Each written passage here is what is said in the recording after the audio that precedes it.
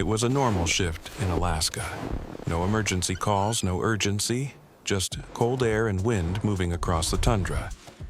Then I heard something, not loud, barely there. A sound so weak it almost disappeared into the snow. I stopped. I leaned down and I looked. What I saw was smaller than my hand. Its fur was thin and wet. Its body was shaking, struggling to stay warm.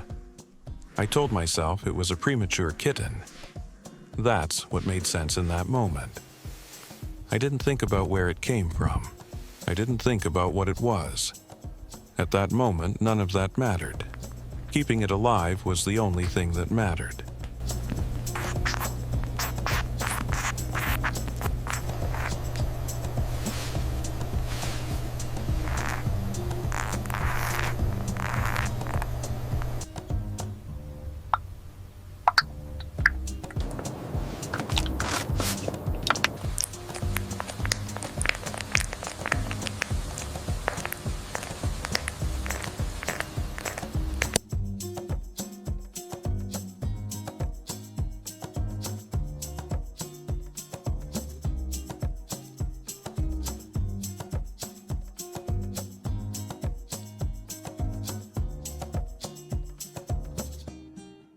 I didn't realize it all at once. There was no single moment, no shock. It started with small things. The way it sat still for too long. The way it watched the space around it. Not playing, not reacting, just observing. Its legs were longer than they should have been. Too steady, too controlled. And then there were the ears. They weren't just growing, they were changing. One morning, I noticed how they stood. Taller, sharper. The way they turned, independently, following sounds I couldn't even hear. That's when it stopped feeling domestic. I remember standing there, watching it sit in silence and thinking, this isn't a kitten, not lost, not abandoned, just young. That was the moment I understood. I hadn't rescued a premature kitten. I had been caring for a lynx, and suddenly, everything made sense.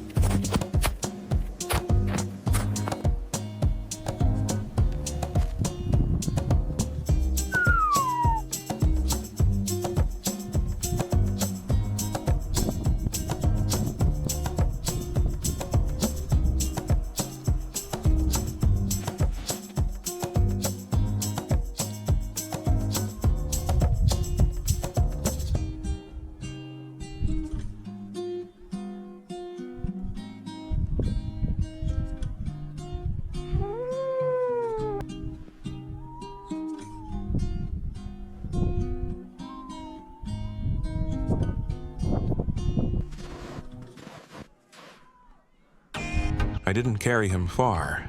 I didn't need to. This was already his place. The cold, the silence, the open land stretching farther than I could see.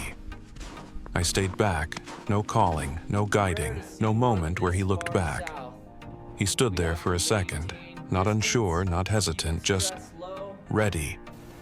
That's when I knew my part was done. He wasn't being returned to nature, he was simply continuing it. I never thought of him as mine, not even for a moment. I was just there, during the part of his life when he couldn't survive alone. Now, he could, and that was enough.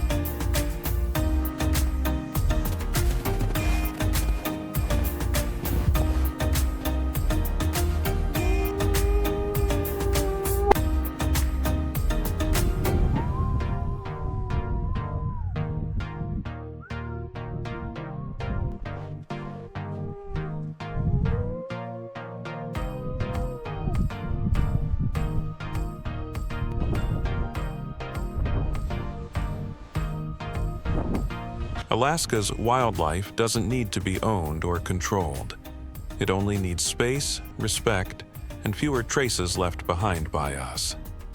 If you're ever out here, slow down, keep your distance, and leave nothing behind. Sometimes, protecting wildlife simply means letting it stay wild.